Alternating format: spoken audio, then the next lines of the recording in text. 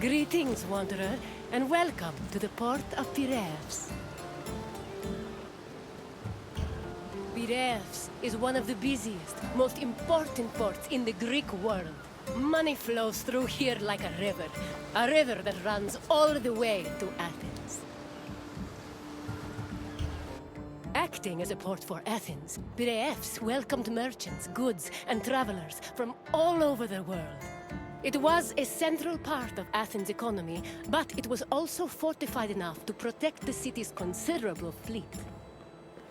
When you finish exploring the port, find me, and we will talk further.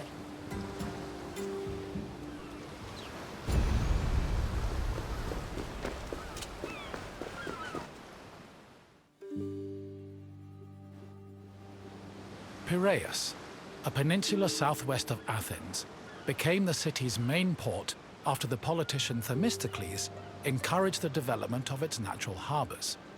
These developments led to the gradual abandonment of the older harbor of Phaleron. Piraeus's fortifications were further developed by Cimon and Pericles, along with the long walls which ensured goods could still be moved during sieges. Piraeus was divided into three main sectors: the military port, the Emporion, and the residential area. By the 5th century BCE, it had become not only Athens' naval headquarters, but also the mercantile center of the Mediterranean.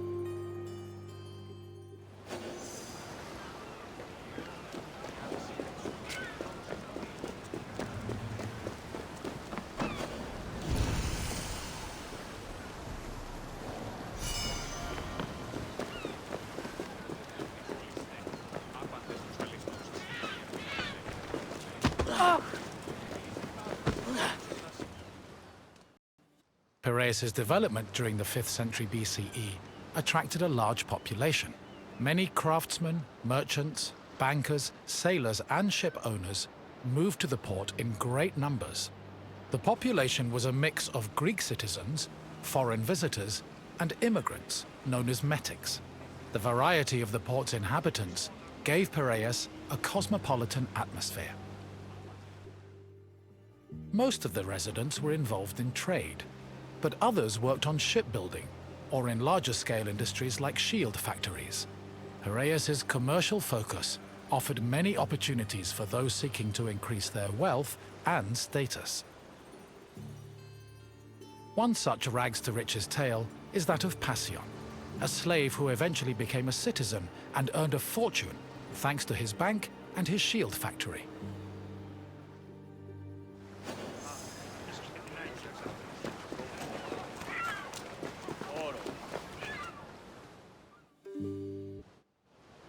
Piraeus was a demi, or district, of Attica. Because of its size, function, and varied population, it had a much more complicated administrative structure than other demes. Above all, Piraeus was closely monitored and controlled by the Athenian assembly due to its importance to the city. Within the port, there were two separate categories of trade: international trade, which took place in the Emporion, and retail trade, which was managed by Kapoloi in Piraeus's agora.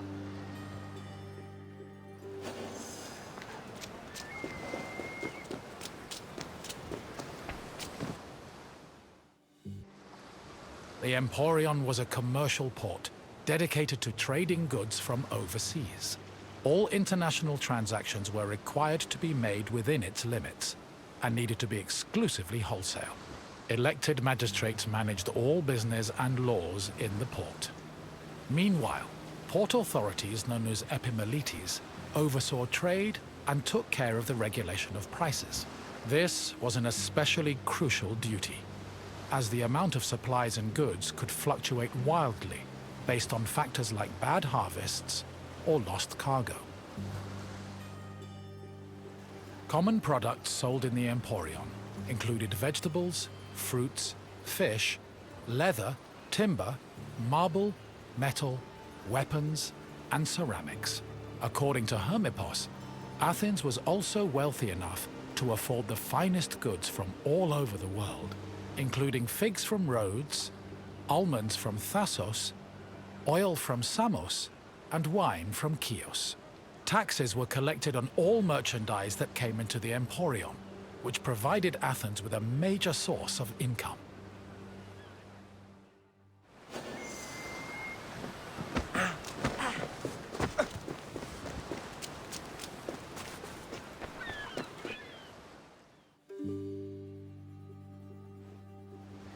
After arriving in the Emporion, merchants set up samples of their goods in a display area called the Deigma. This was where citizens and foreigners gathered to officially make their deals.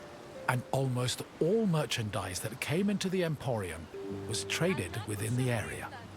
The Deigma was under constant supervision by magistrates, who negotiated price control with the importers.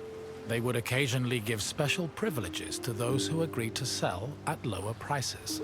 These privileges ranged from tax exemptions to specially reserved seating in the theater.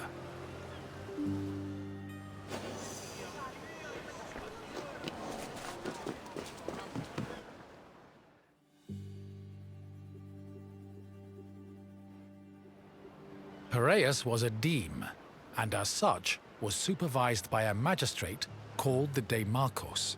While most demarchoi were chosen locally within their deme, Piraeus was appointed directly by Athens, so the city could better monitor its commercial interests. In fact, matters regarding the Emporion, the military harbor, and the grain trade were regularly debated and decided by the Athenian assembly. Transactions within the Piraeus were supervised by metronomoi. These were magistrates responsible for keeping track of weights and measures. They made sure merchants' measurements were always accurate to prevent bad deals and scams. Even though Piraeus would eventually develop into a city in its own right, it always remained under the control of Athens.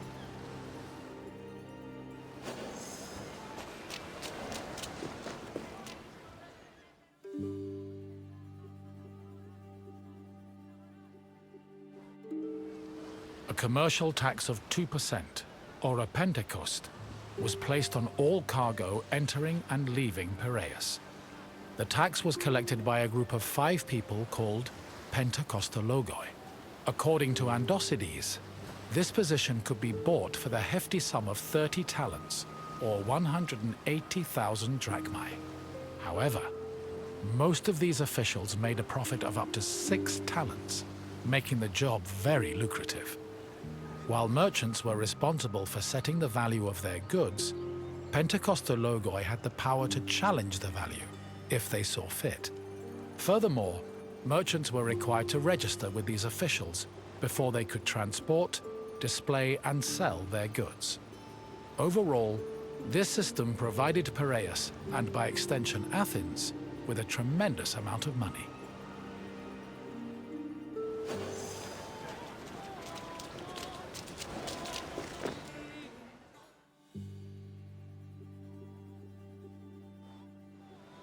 The sale of grain was overseen by special magistrates called sitophilakes. Since some Greek cities had a grain deficiency and relied heavily on imports, these officials were extremely important. Their duties encompassed all aspects of grain commerce, including price control and profit margins, to ensure Athens remained well-fed. This is no surprise. Grain was so important to Athens that 2/3 of all stocks were required to be transported and sold at the city's agora by law. According to Demosthenes, the significance of the sitophilakes was such that if they failed in their duties, they faced the death penalty.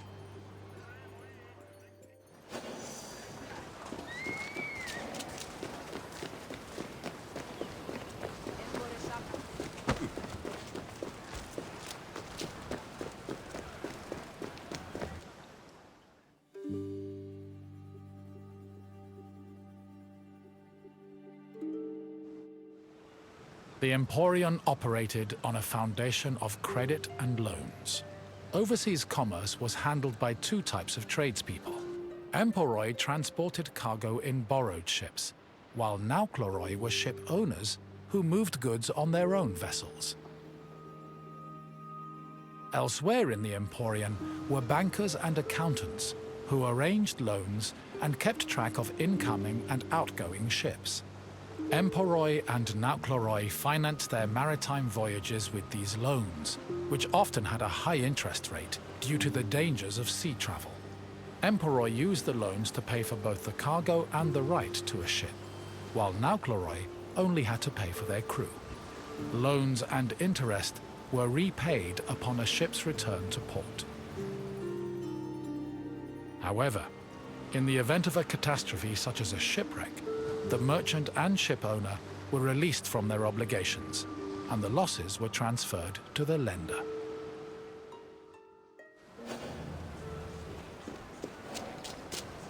You've returned. I hope you enjoyed your stroll through the port. Piraeus was important to Athens' commercial interests, but it eventually came into its own as a vibrant and bustling port. If you have any questions, don't hesitate to ask. As you wish. Thank you for visiting.